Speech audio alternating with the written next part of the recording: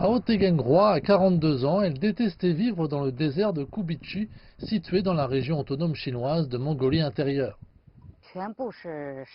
Dans le passé, les tempêtes de sable ont fréquemment balayé sa maison, jusqu'à en bloquer la porte en raison des dunes.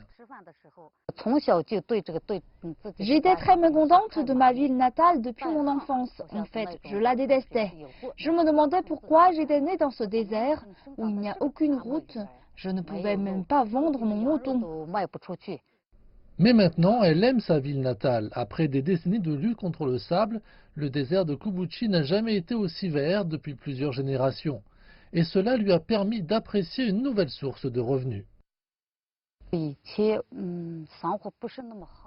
La vie était très dure pour le travail et nous avons misé sur le bétail et l'agriculture.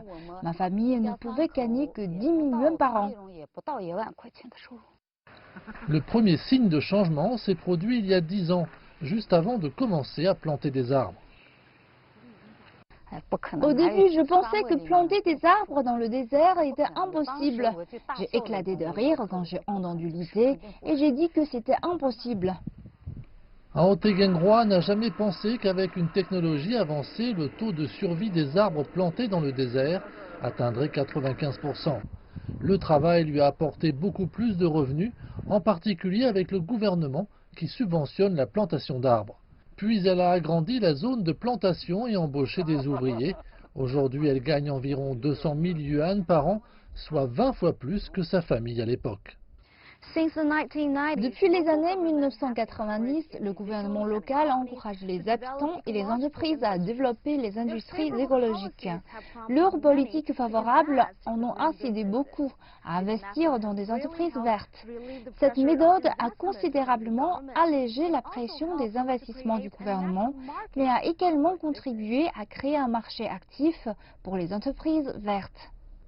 Avec le soutien du gouvernement, les entreprises locales ont développé diverses industries vertes en utilisant le désert, aidant de nombreux habitants à ne plus subir la pauvreté. La Chine a maintenant plus investi dans le contrôle du désert, comme les projets de plantation d'arbres. Les comités locaux du parti et les gouvernements ont persuadé les entreprises et les résidents locaux de se joindre à la lutte et de veiller à ce que les politiques et les investissements de la Chine soient bien appliqués.